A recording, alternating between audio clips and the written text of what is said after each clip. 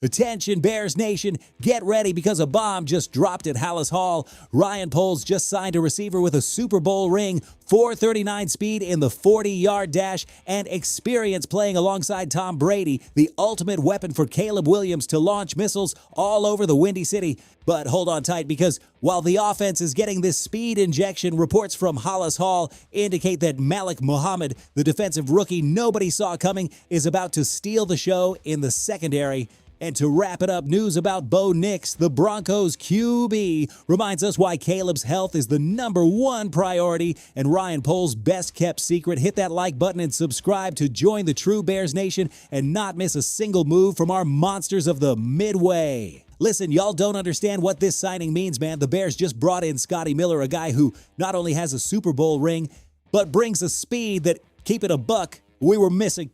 Remember when we said we needed more weapons for Caleb? Well, Ryan Poles listened, and not only did he listen, he acted. Miller is a 7-year veteran, and while his numbers aren't going to blow you away, his impact goes beyond the stats. This guy ran a 4.39 in the 40-yard dash. 4.39, that's pure speed, bro. He's the kind of player who can stretch the field, open up spaces for Rome Odunze and Luther Burden III, and believe me, that's pure gold for a quarterback like Caleb Williams. Think about it this way, with Odunze and Burden as our WR1 and WR2, we need that third receiver who can be a vertical threat, who can burn defenders on deep routes. Miller is that guy, and not only that, he also has special teams experience, returning kicks and punts. That's a bonus we can't ignore. Ben Johnson, our head coach, already said it. From afar, I've been able to see the speed, the quickness, certainly very intriguing, and it's not just speed, it's the experience of being at the top, of having played with Tom Brady in a Super Bowl. That winning mentality, that knowledge of what it takes to succeed is invaluable for a young locker room like ours. Plus, this is a homecoming for Miller. He grew up in Barrington, Illinois, a local hero. That always adds an extra layer of passion and commitment. He's not just a player, he's one of ours. And yes, some will say his recent numbers aren't spectacular, but context is key. In Tampa Bay, he had his best season with 33 receptions and 501 yards in 2020. Then, in Atlanta and Pittsburgh, his role was different. But here, with Caleb Williams, with an offensive system that Ben Johnson is building to maximize talent, Miller could have a resurgence. It's the kind of low-risk, high-reward signing Ryan Poles has been making. Can he compete for the WR3 spot? Absolutely. Can he be that spark of speed that unbalances defenses? I think so, fam. This move isn't just for depth, it's for the identity of our offense. Fast, explosive, and with Caleb Williams throwing bombs, the key here, bro, is the versatility. Miller isn't just a fast guy, he's a smart receiver who knows how to find the holes in coverage. His experience with different quarterbacks and offensive systems gives him an edge.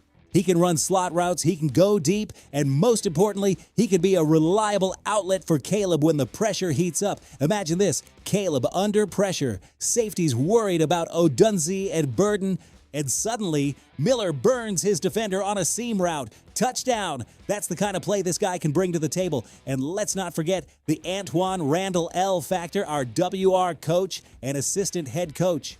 He was with Miller in Tampa Bay when they won the Super Bowl. That prior connection is crucial. Randall L. knows Miller's strengths, knows how to use him, and that means the adaptation will be much faster. He's not just another body on the roster, he's a piece that fits into Ben Johnson's tactical puzzle.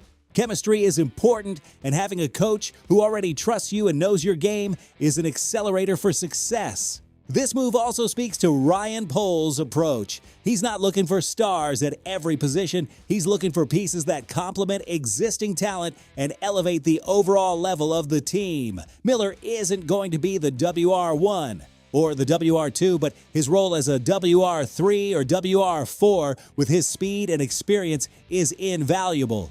He's the kind of player who can make a difference in key moments, especially in the short and intermediate passing game, where Caleb can operate with more comfort. The Bears' offense is taking shape, and every signing, every draft pick is aligned with the vision of an explosive and dynamic attack.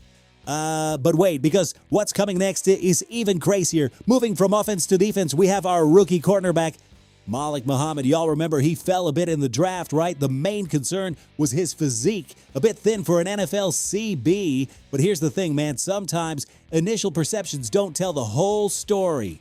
Beat reporters are saying Muhammad might have a clearer path to snaps than we expected, and this, fam, is music to my ears. Look, our secondary has had its ups and downs. Jaylon Johnson is a stud, no doubt, but injuries are always a concern, and Tyreek Stevenson, while he's shown flashes, has had moments of instability. That's where Muhammad comes in. Historical numbers for CBs with his draft profile and weight aren't spectacular in terms of immediate starters, but there are success stories. Taven Young, Amick Robertson, even Upton Stout last year showed it could be done. These guys not only became quality starters, but they were also key pieces in their defenses. Muhammad doesn't need to be an all-pro in his first year. What we need is competition depth and a guy who can learn fast. If he can play 300 to 400 snaps, that's already a success. That means he's on the field, he's learning, he's contributing, and with the way injuries can hit in the NFL, having a guy like Muhammad ready to step up is crucial. Matt Eberflus's defense is built on speed and aggressiveness, and Muhammad has that speed. If he can improve his technique and adapt to the NFL physique, he could be a very pleasant surprise. Don't underestimate the hunger of a rookie who feels like he has something to prove. This kid could be a diamond in the rough, and with the current situation in our secondary, he could shine sooner than many think. The depth in the secondary is something that cannot be underestimated in the modern NFL. With the amount of passes being thrown and the speed of receivers, you need to have multiple reliable options. Muhammad, despite his size, showed great ability to cover in college. His spacing and his ability to match receivers are promising. If he can improve his leverage and his strength to face more physical receivers, he has the potential to be a significant contributor. Furthermore, internal competition is healthy. If Muhammad starts to pressure Stevenson or other corners for snaps, that will only make everyone better. That's the mentality Matt Eberflus wants to instill in this defense. There are no guaranteed spots, and if a rookie proves he can play, he will be given the opportunity. The NFL is a what have you done for me lately business, and if Muhammad can produce, he will earn his place. The fact that beat reporters are already talking about a clearer path for him even before training camps is a positive sign. It means that what he's showing in practices and minicamp is drawing attention. He's not just a fourth-round pick. He's a player who is demonstrating that he has the talent and work ethic to compete at the highest level. And for a defense that aims to be more consistent and dominant, having a young player with that potential is a blessing.